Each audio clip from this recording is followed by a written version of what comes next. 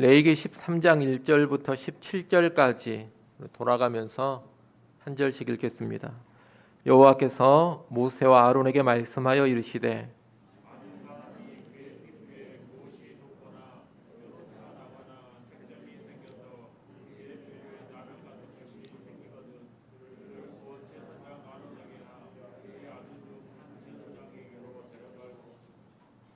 제사장은 그 피부의 병을 진찰할지니 환부의 털이 휘어졌고 환부가 피부보다 우묵하여졌으면 이는 나병의 환부라. 제사장이 그를 진찰하여 그를 부정하다 할 것이요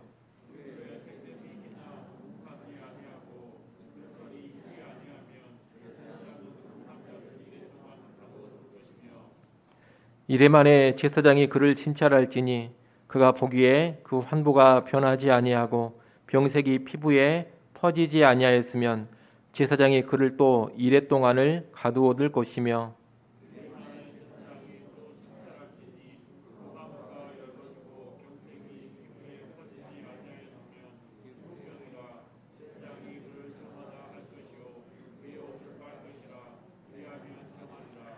그러나 그가 정결한지를 제사장에게 보인 후에 병이 피부에 퍼지면 제사장에게 다시 보일 것이요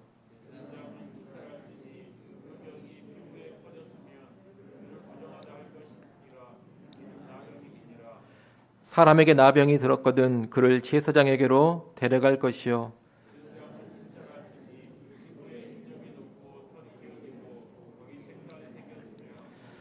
이는 그의 피부에 오랜 나병이라.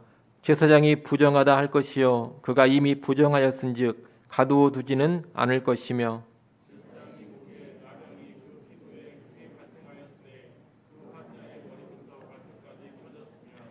그가 진찰할 것이요 나병이 과연 그의 전신에 퍼졌으면 그 환자를 정하다 할지니 다 희어진 자인즉 정하거니와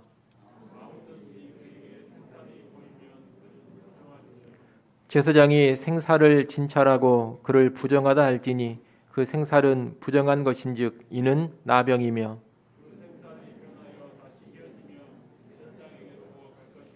같이 봅니다.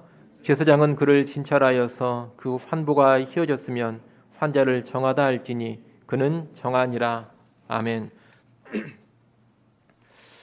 레위기 13장과 14장은 극도로 부정하게 여겨지는 나병의 진단법과 처리 규정을 가르쳐주고 있습니다. 우리말 성경에는 나병으로 번역을 했습니다만 이 나병이라는 번역은 적절한 번역은 아닙니다. 나병으로 번역된 단어는 짜라트라는 히브리어 단어입니다. 이 짜라트라는 히브리어는 악성 피부병 또는 악성 곰팡이를 모두 총칭하는 용어입니다. 악성 피부병, 악성 곰팡이를 다 히브리어로 뭐라고 부르느냐? 짜라트라고 부르는 겁니다. 물론 이 악성 피부병 안에 나병도 포함된다고 볼 수 있겠습니다만 짜라트는 훨씬 더 넓은 개념이라는 것을 우리가 알아야 되겠습니다. 그렇기 때문에 이 짜라트를 나병으로 번역한 것은 썩 좋은 번역이 아니라고 볼 수 있는 겁니다. 그렇게 번역을 해버리니까 레위기 13장, 14장에 보면 물건에도 나병이 발생하는 것으로 말이 돼버리고 또 주택에도 나병이 발생하는 것으로 그렇게 번역이 되어버립니다. 적절하게 번역을 한다면 사람과 연관된 이 짜라트는 악성 피부병으로 번역을 하고 물건이라든가 주택과 연관된 짜라트는 악성 곰팡이로 번역을 하는 것이 좋겠습니다. 여러분들은 레위기 13장, 14장을 보실 때 나병이라는 단어가 나오면 짜라트라는 것을 잘 기억하시고 악성 피부병 또는 악성 곰팡이로 이해를 하시면 되겠습니다.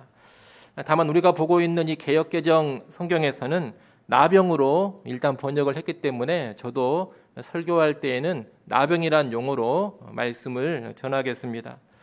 이 나병이 부정한 이유는 나병이 죽음의 표상이기 때문에 그렇습니다. 사람에게 발생하는 나병, 악성 피부병은 피부가 다 죽어버린 것과도 같습니다. 그래서 이 나병을 죽음으로 간주하고 부정하다 여긴 겁니다. 물건이나 주택에 발생하는 나병, 다시 말하면 악성 곰팡이도 마찬가지입니다. 물건이나 주택의 이 곰팡이는 주로 음습한 곳 또는 부패한 곳에서 발생을 합니다. 그래서 그런 악성 곰팡이를 죽음에 연관된 것으로 간주하고 부정한 것으로 보는 겁니다. 오늘 우리가 읽은 본문의 말씀은 사람에게 발생하는 나병의 증상을 설명해 주고 있습니다. 사람에게 이런 증상이 나타나면 이런 내용입니다. 먼저 13장 1절부터 3절까지 보게 되면 나병의 증상으로 피부와 털이 하얗게 되는 이런 백반증을 동반한 우묵해진 피부를 말하고 있습니다. 만약 어떤 사람에게 피부에 문제가 생기게 되면 그 사람은 제사장에게로 가야 합니다. 제사장이 진단을 해서 그 피부가 하얗고 털도 하얗고 우묵하게 되어져 있으면 나병으로 판정을 하는 겁니다. 그리고 그를 부정한 사람이라고 선언을 하게 됩니다. 4절부터 8절까지 말씀은 피부병 증상이 있지만 나병은 아닌 경우를 설명하고 있습니다. 피부병이 발생하기는 했지만 앞서 1절로 3절에서 언급한 그런 증상과 일치하지 않는 경우가 있습니다. 예를 들면 피부와 털이 하얘지기는 했는데 우묵해지지는 않는 그런 경우가 발생할 수 있는 겁니다. 또는 피부는 휘어졌는데 털은 아직 휘어지지 않은 그런 상태일 수도 있습니다. 이런 경우에는 바로 판정하는 것이 모호합니다. 애매하기 때문에 이 피부병의 진행 경과를 지켜보면서 최종 판정을 내립니다. 일단 이렇게 애매한 사람은 7일 동안 격리를 시키고 7일 후에 다시 진단을 합니다. 그런데 그때도 애매하면 또다시 7일 동안 격리를 시키고 7일 후에 진단을 하는 겁니다. 이렇게 재조사를 해서 나병이 아닌 것으로 판명이 나면 부정하지 않다 이렇게 선언해주고 그 사람은 옷을 빨면 됩니다. 지난번에 말씀드린 것처럼 이 정결법에서 옷을 빤다는 것은 단지 옷만 빠는 것이 아닙니다. 몸을 씻는 것을 기본적으로 전제하고 있습니다. 나병이 아닌 일반적인 피부병은 나병만큼 심각한 부정이 아니기 때문에 몸을 씻고 옷을 빠는 것으로 정하게 되는 겁니다. 하지만 나병으로 파악이 되면 심각한 부정한 사람으로 선언이 됩니다. 9절부터 17절까지 말씀은 또 하나의 나병 증상을 설명해 주고 있습니다. 제사장이 살펴서 환자의 피부와 털이 휘어지고 동시에 그 피부병 부위에 생살이 생겨나면 나병으로 규정해서 부정한 자가 된다는 겁니다. 특별히 이 단락에 보면 몸 전체가 휘어지는 경우에는 정한 것으로 판단을 합니다.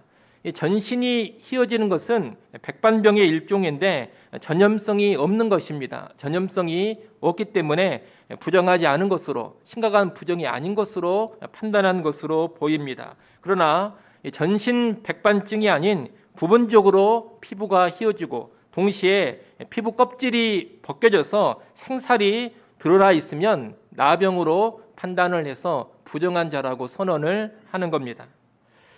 13장 1절부터 17절을 전체적으로 정리하면 이 나병의 증상은 부분적인 흰색 얼룩의 점과 흰털 그리고 우묵하게 들어간 피부 또는 환부에 드러난 생살입니다. 이런 증상의 경우에는 제사장이 나병으로 판단해서 부정하다고 선언을 하는 겁니다. 이렇게 나병으로 판명되어서 부정한 자가 되면 이스라엘 진영 밖으로 추방되어 격리됩니다. 아예 공동체에서 생활하지 못하도록 진 밖으로 몰아내는 겁니다. 13장 46절 말씀을 한번 보겠습니다.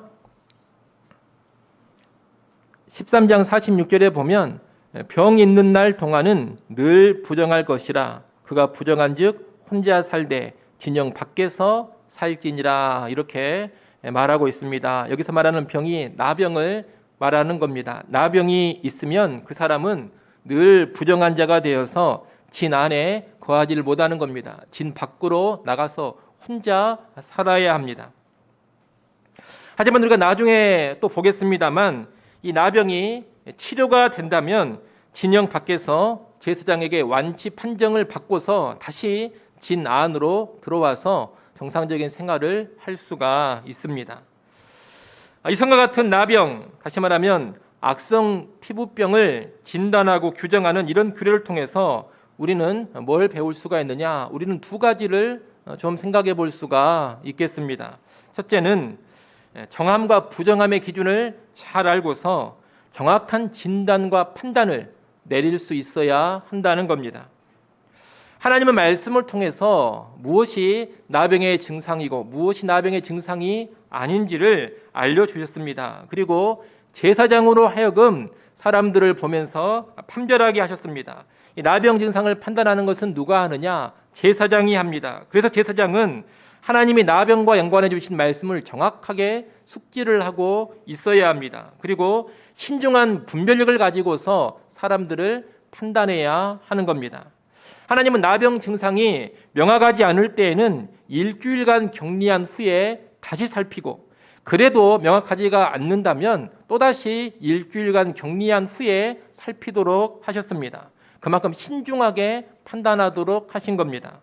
이런 신중한 판단을 통해서 심각한 나병 증상을 나병이 아닌 것으로 가볍게 쉽게 판단하지 못하게 하신 겁니다. 역으로 나병이 아닌 것을 나병으로 쉽사리 판단하지 않도록 하신 겁니다.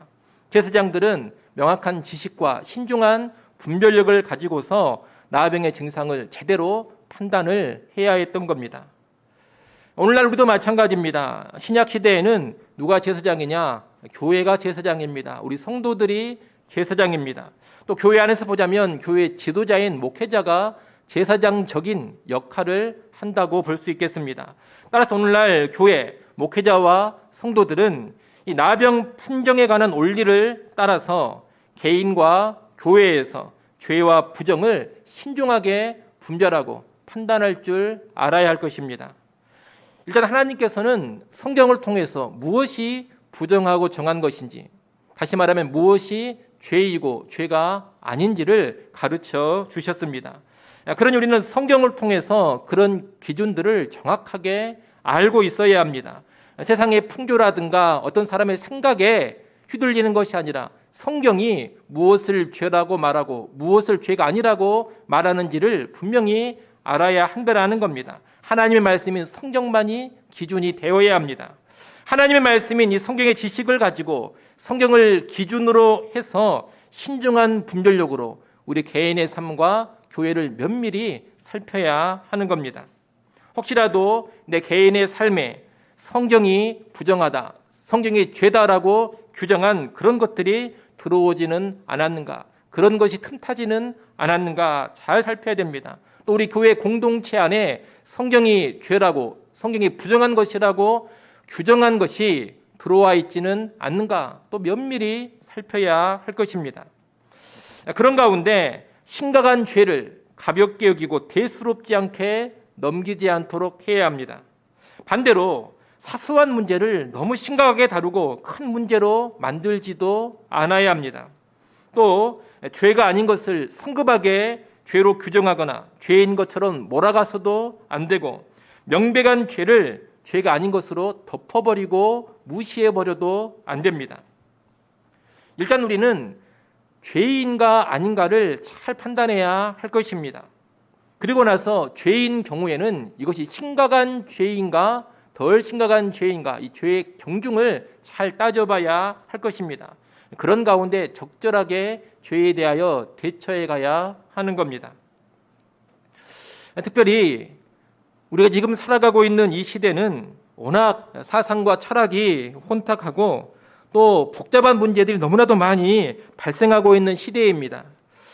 그래서 예전과 달리 이게 죄냐 아니냐 이런 것을 명확하게 판단하는 것이 많이 힘들어졌습니다. 애매모호한 문제들도 많이 벌어지고 있습니다. 그렇기 때문에 이 시대는 더욱더 온전한 성경의 지식이 필요하고 더욱더 날카롭고 신중한 분별력이 필요하다 하겠습니다. 예를 들어 본다면 지금 대표적으로 이 시대에 문제가 되는 것이 동성애 아닙니까? 동성애가 죄냐 아니냐 이것으로 논란이 많습니다. 동성애를 죄가 아니라고 하는 세상의 사상에 그대로 빨려 들어가면 안 됩니다. 성경이 기준이 되어야 합니다. 그런데 이 성경을 인용하면서 동성애가 죄가 아니라고 주장하는 그런 신자들도 꽤 있습니다. 그렇기 때문에 성경을 정말로 정확하게 알아야 되고 명확한 지식 가운데 분별하는 것이 참으로 필요합니다. 그저 성경을 가지고 이야기하니 성경적으로 봐도 동성애는 죄가 아니구나 이렇게 쉽게 생각하면 안 된다는 겁니다. 성경을 기준으로 삼고 이 성경을 온전히 이해해야 되고 전체적으로 이해하면서 동성애가 죄인지 아닌지를 분별해야 합니다. 예전 같으면 이 동성애 문제가 이렇게 복잡하지 않았습니다. 간단하게 죄다 쉽게 판정할 수가 있었는데 시대가 달라지다 보니 더 온전한 성경 이해가 필요해졌습니다. 그리고 더 날카로운 분별력이 필요해진 겁니다. 동성애 문제만이 아니라 낙태가 요즘 아주 많은데 이 낙태를 어떻게 봐야 하느냐 이런 문제도 있습니다. 이 낙태가 죄인가 죄가 아닌가? 낙태가 죄라면 절대로 해서는 안 되는 일인가? 아니면 조건적으로는 허용이 되는 일인가? 조건적으로 허용이 된다면 낙태가 허용되는 조건은 과연 어떤 조건인가? 낙태에 관한 이런 문제들에 대해서도 우리는 성경의 근거에서 정확하게 판단을 해야 합니다. 낙태 말고도 오늘날 이혼 문제도 많이 벌어지고 있고 또 재테크를 많이 하는데 재테크하는 일이 투기냐 투자냐 이런 문제도 있습니다. 투자라면 문제가 안 되겠지만 투기라면 분명히 죄가 됩니다. 그러니 재테크를 할 때도 내가 하는 이 재테크가 투기에 속한 것인지 건전한 투자인지를 분별할 줄 알아야 하는 겁니다. 또 앞으로 발생할 일로 인간 복제 문제도 있을 겁니다. 이제 과학기술이 많이 발전하게 되면 인간을 복제하는 그런 일도 가능하게 될 텐데 교회는 인간 복제를 어떻게 바라봐야 할 것인가? 인간 복제가 가능하게 되는 그때가 오게 되면 교회는 인간 복제하는 일을 죄로 봐야 하는가 아니면 유익한 방편으로 봐야 하는가 이것도 명확하게 판단해야 할 때가 올 것입니다. 그에 복잡한 문제는 아닙니다만 이 시대의 풍조와 연관해서 동거 문제라든가 또 나이 드신 분들의 결혼 문제라든가 또 결혼을 하지 않으려고 하는 세태, 결혼을 해도 아이는 낳지 않으려고 하는 그런 세태, 비혼, 비출산의 세태를 성경적으로 어떻게 바라보고 판단해야 하는가, 이것을 죄로 봐야 하는가 아니면 개인의 선택으로 봐야 하는가. 여러분 이런 다양한 사항들이 이 시대에 벌어지고 있다는 겁니다. 이런 모든 사안들에 대해서 교회와 그리스도인들은 자기 생각으로 판단하고 따라서는 안 됩니다. 또 세상의 풍조를 따라서도 안 되고 세상에 유명하다는 그런 사람들의 사상을 따라가서도 안 됩니다. 그런 것이 아니라 철저하게 하나님의 말씀인 성경을 기준으로 해서 죄인지 아닌지 정한 것인지 부정한 것인지를 판단, 분별해야 하는 겁니다. 제가 이 시간에 좀 전에 말씀드린 그런 문제들, 동성애라든가 낙태, 이혼, 투기와 투자, 인간 복제, 동거, 결혼, 비혼, 비출산 이런 모든 문제들에 관한 이야기들을 다 설명해 드릴 수는 없습니다. 어떻게 다 이 시간에 논하겠습니까? 다만 오늘 본문과 연관해서 여러분은 무엇을 분명히 알아야 하느냐? 이 복잡한 시대 속에서 무엇이 죄이고 무엇이 부정한 것인지를 성경적인 기준을 가지고 분명히 파악할 줄 알아야 한다는 겁니다. 말씀에 근거한 분별력을 분명히 이 시대 그리스도인과 교회가 가지고 있어야 한다는 겁니다. 여러분 하나님과 언약을 맺은 이 이스라엘 백성들은 그저 성소에 나와서 제사만 드리면 신앙생활 다 하는 것이 아니었습니다.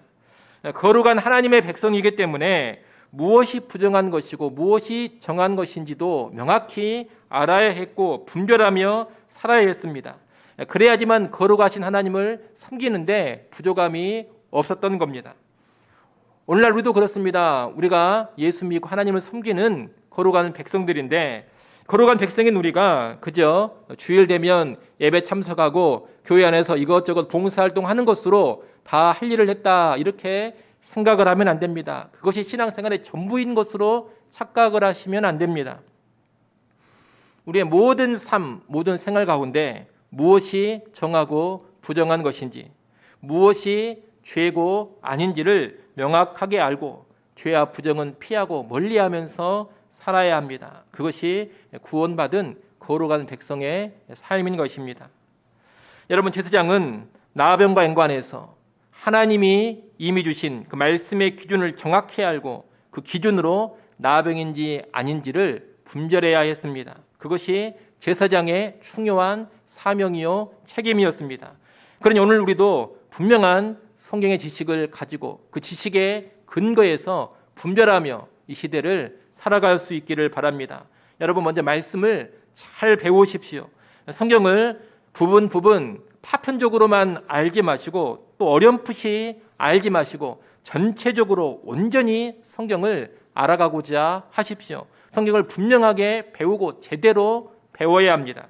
구체적인 어떤 사안들에 대해서 잘 모르겠으면 혼자 생각으로 판단하지 마시고 목사를 비롯한 교회 영적 지도자들에게 물어보시고 성경적인 답을 먼저 얻으십시오. 그래야지만 분별력 있게 살아갈 수가 있을 겁니다.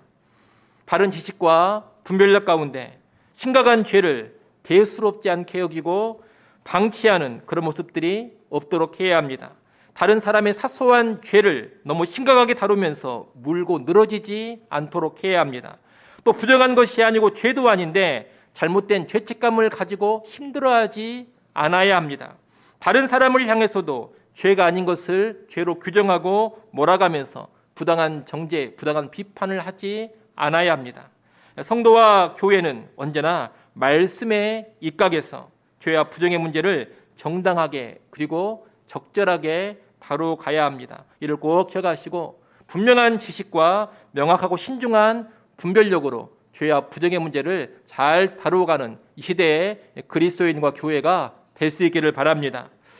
둘째로 오늘 본문에서 생각해 볼 수 있는 것은 죄와 부정의 전염을 차단시키는데 철저히 깨어 있어야 한다는 겁니다. 오늘 본문의 이 나병, 짜라트 규례는 이 나병이 공동체 안에 퍼지지 않도록 막는 데 중요한 목적이 있습니다. 나병으로 판명된 자는 공동체에서 추방당하고 격리됩니다. 이를 통해 공동체 안에 이 나병이 퍼지지 않도록 나병의 부정이 확산되지 않도록 차단을 시키는 겁니다. 하나님은 하나님의 백성의 공동체에 이런 죄와 부정이 자리 잡고 퍼져나가는 것을 결코 원치 않으십니다. 그래서 하나님은 이 나병 규례를 통해서 부정한 것이 이스라엘 공동체 안에 자리 잡아서는 안 된다. 또 부정한 것이 이스라엘 공동체 안에서 확산되어 가서는 안 된다. 이것을 가르쳐 주신 겁니다. 전에 말씀드린 것처럼 이 구약 시대는 영적으로 어린 시대, 영적으로 미숙한 시대이기 때문에 이런 육체의 질환을 통해서 영적인 교훈을 주십니다. 이 나병 규례가 그저 건강 위생 차원에서만 주신 게 절대 아닙니다. 영적인 교훈을 주시는 것이 더 우선적인 목적입니다. 구약 시대에는 영적으로 미숙하니까 이런 육체의 질병을 가지고서 영적인 죄와 부정의 문제를 가르쳐주고 계시는 겁니다. 하지만 신약 시대는 이제 영적으로 성숙한 시대이기 때문에 이런 규례들에 문자적으로 얽매이지 않습니다. 오늘날 피부병이 있다 해서 부정한 것도 아니고 또 피부병 있는 사람을 공동체 밖으로 쫓아낼 것도 아닙니다. 그러나 죄와 부정함이 공동체 안에 자리 잡고 퍼져나가서는 안 된다. 이런 영적인 의미, 영적인 정신은 분명히 지금도 붙잡고 있어야 합니다. 나병 규례를 통해서 가르쳐주는 이 영적인 교훈은 시대를 초월해서 교회가 계속 견지하고 있어야 한다는 겁니다. 보통 교회를 보면 이 교회 안에는 선하고 좋은 것보다는 악하고 나쁜 것이 훨씬 빠르게 퍼져나갑니다. 또 성도들도 깨어있지 않으면 선하고 좋은 것의 영향을 받기보다는 악하고 나쁜 것에 훨씬 더 쉽게 영향을 받고 그것들을 빨리 수용하는 경우가 많습니다. 영적인 죄 문제는 아닙니다만 코로나도 한번 보십시오. 백신 맞은 사람이 백신 맞은 효능을 빨리빨리 전염시킬 수 있다면 얼마나 좋겠습니까? 같이 음식만 먹고 같이 접촉만 해도 내 안에는 항체가 딱 전염돼 가지고 저 사람도 항체가 생겨버리면 얼마나 좋겠습니까? 그런데 코로나 저항력은 그렇게 전염이 안 됩니다.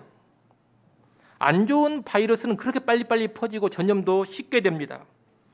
하지만 항체가 생기려면, 저항력이 생기려면 주사바늘로 백신을 주입을 해야만 되는 겁니다. 타락한 세상의 거의 대부분의 것들이 이렇습니다. 안 좋은 것은 전염과 전파가 아주 빠르고 또 쉽게 수용도 되는데, 좋은 것은 수용도 잘 안 되고 확산도 빠르게 되지 않는다는 겁니다. 죄와 부정도 그렇습니다. 죄와 부정은 정말로 빨리빨리 퍼져나갑니다. 한 사람의 죄가 전체에 퍼져나가는 것이 아주 쉽습니다. 그것이 죄의 영향력이요, 부정의 영향력입니다. 그래서 고린도전서 5장 6절에 보면 사도 바울은 이 죄를 누룩에 비유해서 적은 누룩이 온 덩어리에 퍼지는 것을 알지 못하느냐, 그렇게 경고하고 있습니다. 아주 적은 누룩입니다. 작은 부정한 것입니다. 그런데 이것이 온 덩어리에 퍼져 버린다는 겁니다. 교회 안에 한 사람의 죄가 제대로 다루어지지 않으면, 또는 소수의 죄가 제대로 다루어지지 않으면, 그렇게 작게 시작된 죄가 온 공동체로 순식간에 퍼져나가 버리는 겁니다. 그래서 온 공동체가 부패해지고 타락하게 되는 겁니다. 우리는 이러한 죄의 파급 효과, 죄의 신속한 전염성을 잘 알고서 교회 안의 죄와 부정을 잘 처리해 가야 한다는 겁니다. 여러분, 크든 작든 여하튼 이 죄라는 것은 무시하고 방치하면 결국에는 해악을 초래합니다. 그러니 큰 죄는 큰 죄에 걸맞게, 또 작은 죄는 작은 죄에 걸맞게 우리가 적절히 치리해 갈 수 있어야 할 겁니다. 특별히 심각한 범죄의 경우, 이 심각한 범죄는 반드시 교회가 단호하게 처리를 해야 합니다. 이 나병은 심각한 부정입니다. 나병이 아닌 피부병, 일반 피부병으로 판명이 나면 몸을 씻고 옷을 빠는 정도로 됩니다. 그런 피부병도 부정한 것이지만 심각한 부정이 아니기 때문에 좀 더 간결한 방식을 통해서 정하게 되는 겁니다. 하지만 나병은 심각한 부정입니다. 그래서 나병으로 판명이 나면 어떻게 해야 된다 했습니까? 진 밖으로 몰아내야 하는 겁니다. 공동체 밖으로 내보내야만 하는 심각한 부정이 나병인 것입니다. 그렇기 때문에 오늘날 교회 역시 모든 죄에 대해서 처리를 해가되, 심각한 죄는 반드시 그 죄에 상응한 처리를 해야만 합니다. 일반적으로 교회 안에 심각한 범죄는 무엇을 이야기하느냐? 이단 사설을 가르치는 죄가 교회 안에서 상당히 심각한 죄가 됩니다. 성적인 범죄가 또 교회 안에서 심각한 죄가 됩니다.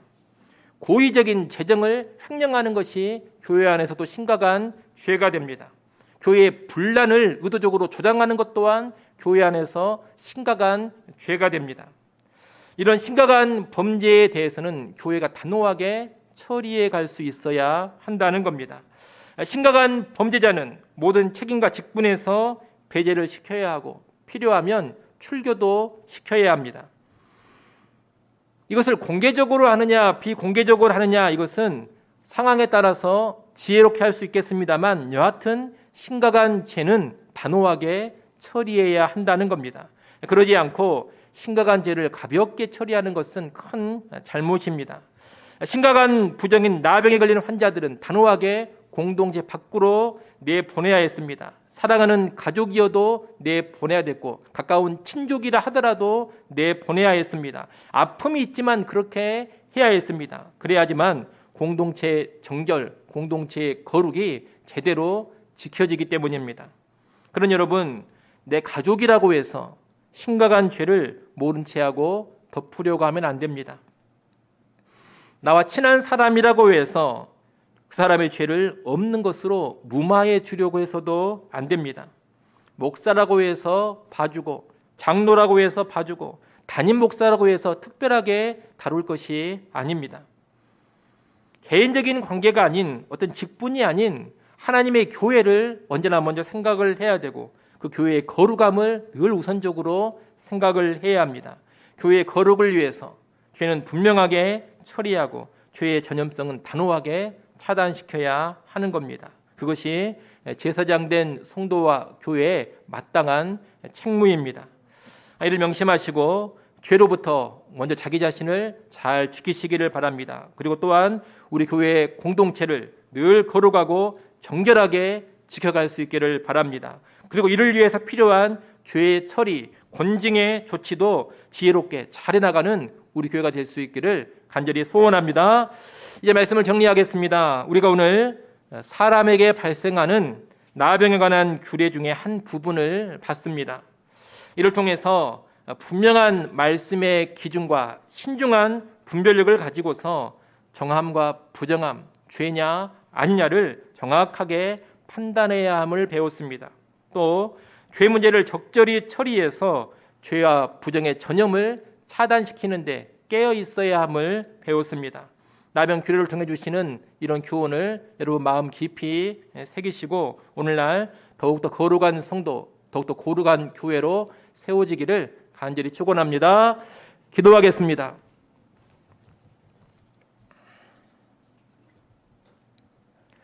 하나님 아버지, 나병 규례에 관한 말씀을 우리가 오늘 배웠습니다. 말씀의 지식을 충분히 분명히 갖게 하셔서 그 지식으로 죄와 부정을 정확하게 분별할 줄 아는 그런 교회와 성도들 되게 하여 주시옵소서. 특별히 혼탁한 시대 가운데 더욱더 깨어있게 하셔서 분명한 말씀을 가지고 명확한 분별력을 가지고 이 시대를 살아가게 하여 주옵소서. 죄에 물들지 않게 하시고 죄와 타협하지 않게 하시고 죄된 것을 죄인 줄도 모르고 받아들이고 수용하는 그런 어리석음에 빠져들지 않게 하여 주옵소서. 또한 죄와 부정을 잘 판단하고서 적절히 처리해 갈 수 있기를 소원합니다. 적절한 처리를 통하여서 죄와 부정이 확산되지 않게 하시고 교회의 온전한 거룩함을 구현해 가게 하여 주시옵소서. 예수님의 이름으로 기도드리옵나이다.